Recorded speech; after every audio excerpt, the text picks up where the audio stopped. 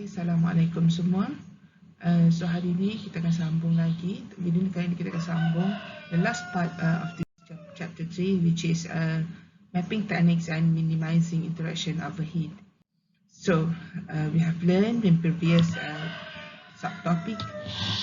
We learned about the composition, the characteristic of the task. Now the task is ready. We have to map the task into a processor.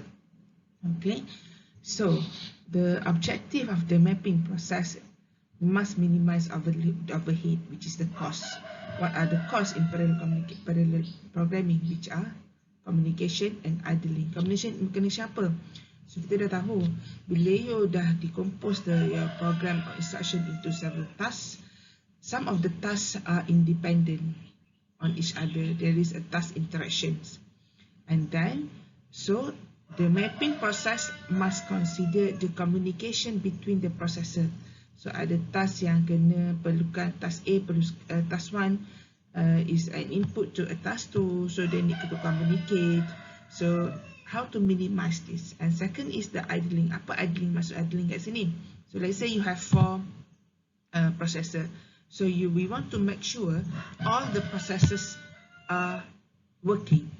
Tak ada yang duduk saja. So itu masuk idling. So however, there is a contradiction. So to minimizing this overhead often represent contradicting objectives. However, kita tak boleh nak selesaikan dua-dua overheads ni. You want to increase the reduce the communication and reduce the idling. Tak boleh nak buat, biasanya ada benda yang kita kena sacrifice lah. So assigning all work to one processor trivially minimize communications. However, at the expense of significant idling. So itu maksudnya. So these are the example. So this is example of mapping how minimize idling and load balance. Merely balancing load does not minimize idling. So ini antara contoh dua contoh mapping. Ada similar task, ada 12 task semua sekali. So first A, the A tries to minimize the idling, and then B try to minimize the load balance between the processes. Okay, so in this example, there are 12 tasks. So the last 4 tasks can be started only the first 8 are finished due to dependency among the tasks. So the figure shows 2 mappings, each with an overall balanced workload, can result in different completion times. So if we look here, this example, yang ni cuba untuk balance. So kita tengok kat sini, the finish is at T3.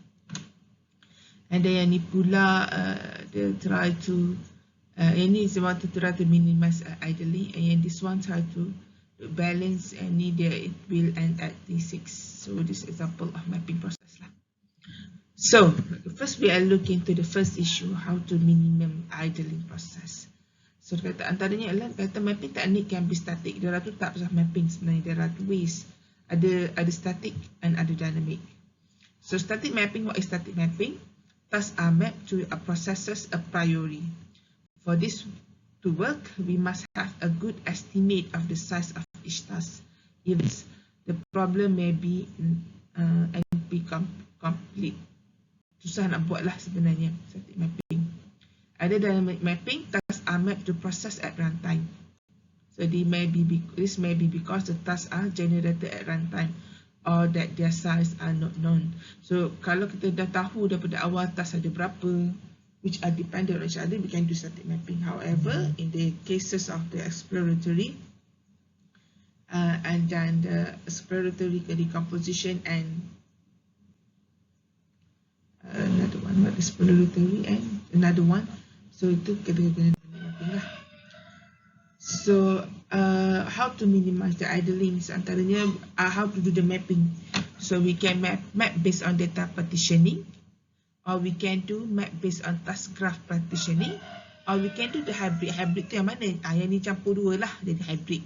So ada 2 cara untuk buat mapping. First, we can map based on data partitioning, and then another based on task graph partitioning. So kalau the task graph interaction tu, kita can do mapping through that. So we are going to look one by one. Okay, first is data partitioning, how to do it. Okay, so we can combine data partitioning with the owner compute rules to partition the computation into subtasks. So apa maksud owner compute rules here? So any task that belongs to that may involve with the data might go to the data lah. Contoh, this is the based on data, this is the block of data. Let's say this is a block data. So we do the partition based on row base. So row 1, row 2, row 3. So row 0 belongs to processor 0, row 1 belongs to processor 1.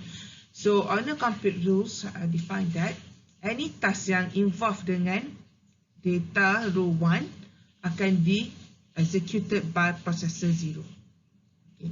Any task yang involved dengan yang ini, dengan data yang this row, will be executed by processor 1. Okay.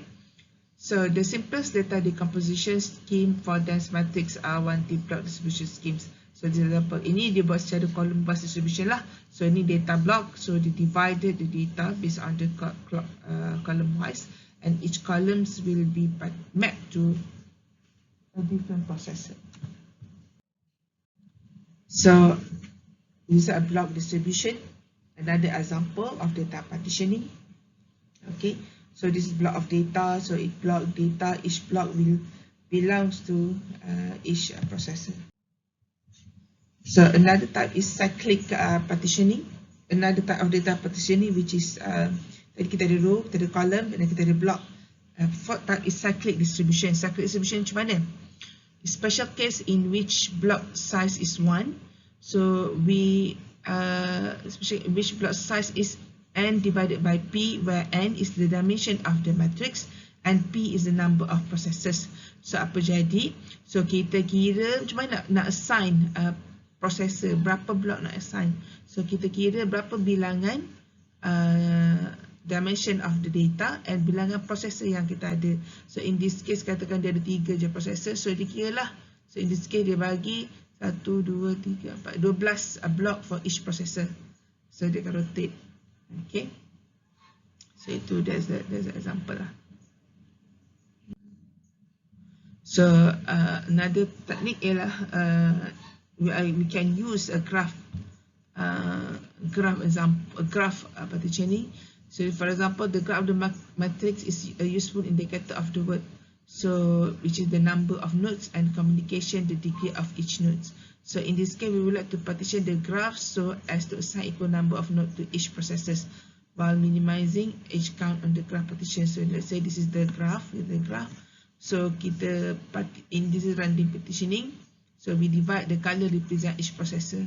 So ni pula the partition based on minimum each cut.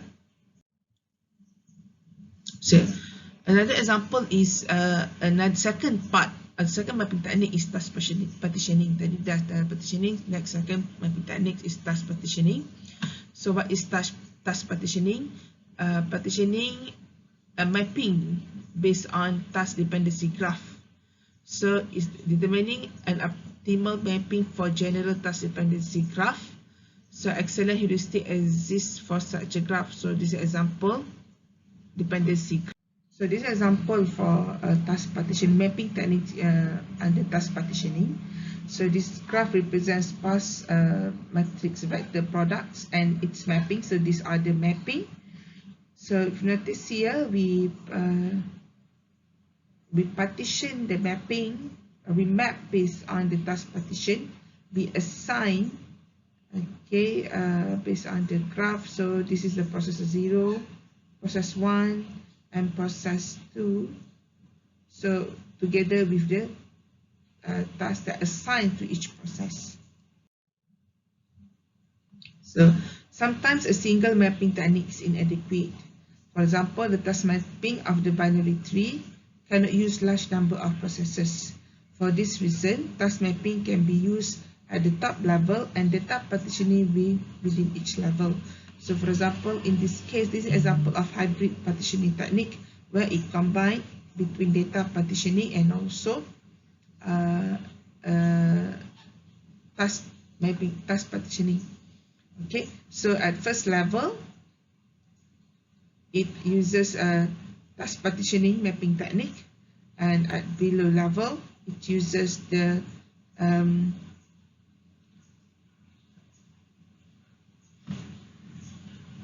data partitioning for each level. So that's a look. Previously we have looked into static mapping. Now we are going to look into a dynamic mapping. So dynamic mapping, there are two types of dynamic mapping. First is centralized dynamic mapping. Second is distributed dynamic mapping. So what is centralized dynamic mapping? So processes are designed as master of slave. When a process runs out of work, it requires the master for more work. So maknanya kat sini processes ada yang jadi center, okay, and there is a anak buah kat bawah dia. Okay, so this is what we call as slave here. So this is master, sorry, bad writing, and this is the slave. So the master will distribute the task among the slave, and then when the number of processes increase, the master may become. However, the problem with this type of mapping is bila makin banyak processor. Kalau 3, 4 tak ada masalah. Bila banyak processor, master might be busy. So to alleviate this, the process may pick up number of tasks at one time. This is called chunk scheduling. And then selecting large chunk sizes may lead to significant load imbalance as well. So to avoid this situation, this HPC, this slave may pick up a number of tasks. So dia ambil beberapa task, not just a single task at one time. So, and then however, kalau kita dah bagi tak sama rata, it may lead to load imbalance. So it will violate the objective of mapping. Yang tadi kita kata kita nak minimize the overheads, which is we are trying to reduce the idling. So number of schemes has been used to gradually decrease chunk sizes and as computation progresses. So the second is distributed dynamic mapping. So what is distributed dynamic mapping? So each process can send or receive work from other processes. Kalau konsep master slave ada boss yang jaga, dia akan terima the whole sum of instruction and it will distribute to all the slave under him lah. Compared to distributed dynamic mapping, semua proses akan receive and can communicate each other. Masing-masing akan receive all the tasks. So this alleviate the bottleneck in centralized scheme. However, there are 4 critical questions. How are sensing and receiving processes packed together? Bila nak send, bila nak receive, that's the problem. Who will initiate words transfer? How much work is transferred and when it is transfer triggered? So that's the question. So answer to this question are generally application specific. We will look at some of this technique later in this class. Kita akan tengok dalam message passing. So dalam message passing, dia akan cerita pasal bila kita kata semua orang ni distributed dynamic mapping, bila dia nak hantar, bila dia nak receive. Dalam message passing ada benda ni. Okay. So next kita tengok how to minimize the interaction overhead. Okay. So antaranya ialah by maximizing data locality. So where possible, reuse intermediate data. The structure computation to the data can be reused in smaller time window. Kalau boleh, reuse intermediate data.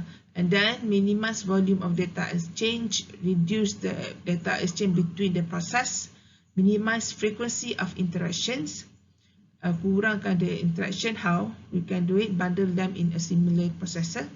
Minimize contention and hotspot, use decentralized technique, replicate data where necessary. So jangan letak conception address yang mana satu data tu kena share ramai-ramai, tak perlu. Replicate the data.